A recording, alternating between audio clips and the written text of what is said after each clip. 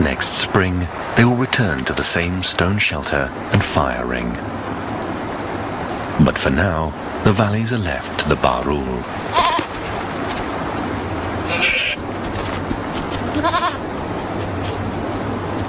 For last year's young, this will be the ultimate test of their fitness.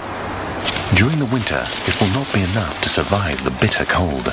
They must also fend off attacks from the stealthy snow leopard.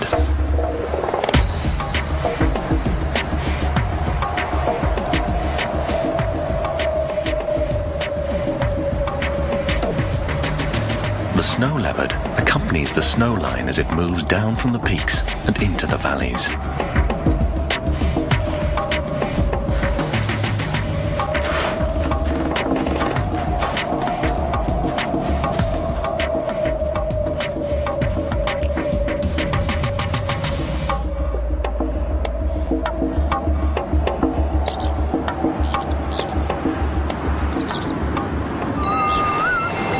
Leaving their alpine pastures behind, the nomads descend through the tree line to their winter villages.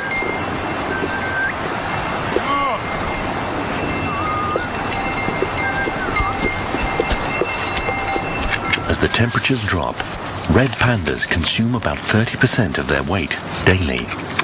In addition to their usual diet of bamboo, they gorge on high-energy berries.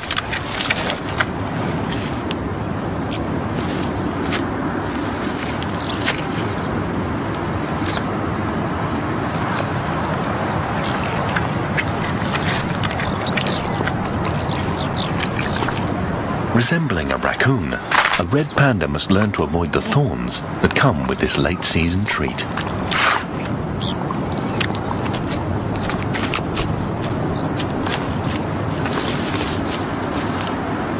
Change sweeps across the entire kingdom of Bhutan. With the exception of the marmots, who hibernate, and the hardy Barul, everybody heads south, following the torrents of water off the high ground.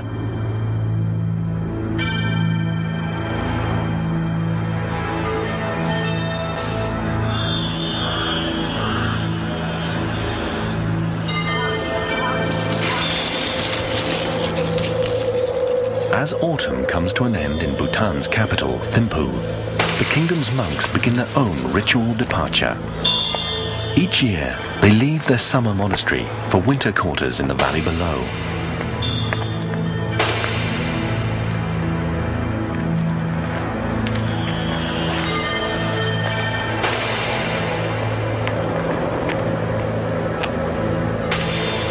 Sacred relics accompany the procession, as the populace turns out to seek the blessings of Bhutan's supreme religious leader, the Je Khenpo.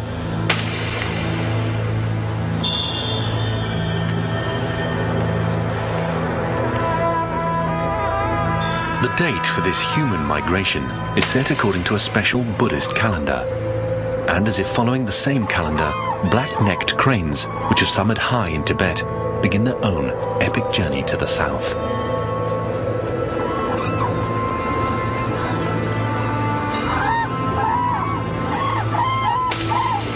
In Bhutan, events in the human and natural world turn on the same seasonal wheel, while the Buddhist belief in reincarnation links all of creation in an even greater cycle.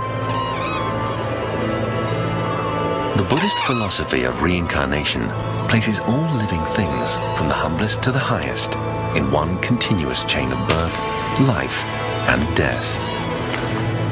All life belongs to this spiritual procession, and all living things are linked in the common purpose of achieving nirvana, or enlightenment.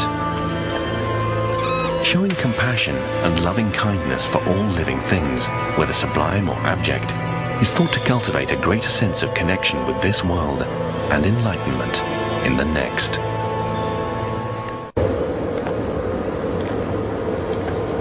The black-necked cranes have their own monastery, which they return to each year. It is called Ganti Gampa, and sits above their marshland destination in central Bhutan. Inside, monks pray for the safe return of the birds they revere as bodhisattva, beings which have achieved their own enlightenment but seek to help others on their path. Wherever they are found, cranes have always been a symbol of longevity. One of the most mysterious birds, the black-necked crane, is believed to have an incredibly long lifespan. It is no wonder that the cranes are thought to have the kind of wisdom that comes only with life experience and many past lives. Just like the Buddhist pilgrims, the cranes circle the monastery 3 times in a clockwise direction, announcing their arrival and devotion to this place.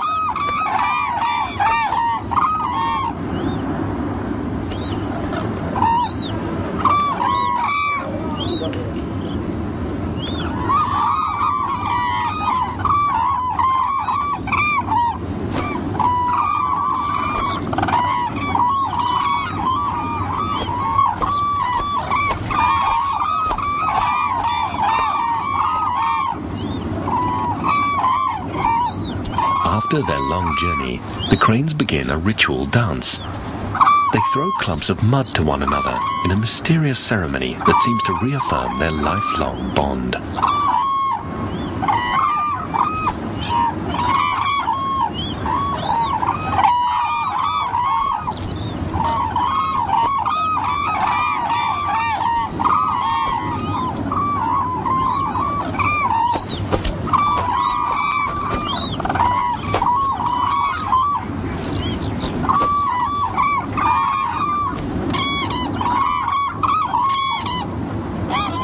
The cranes are territorial, so boundaries are quickly defined. The marsh becomes an aggressively contested piece of real estate. The conflicts here are purely between the cranes. The Bhutanese revere these elegant birds. In the Pobjika Valley, as in all of Bhutan, the cranes are protected.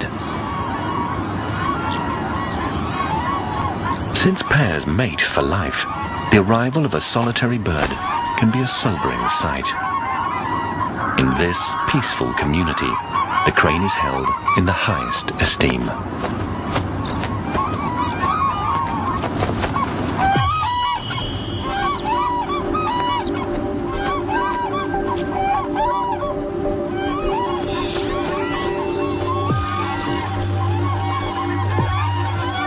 During the day, the cranes feed in the surrounding fields and take whatever bounty remains from the recent harvest.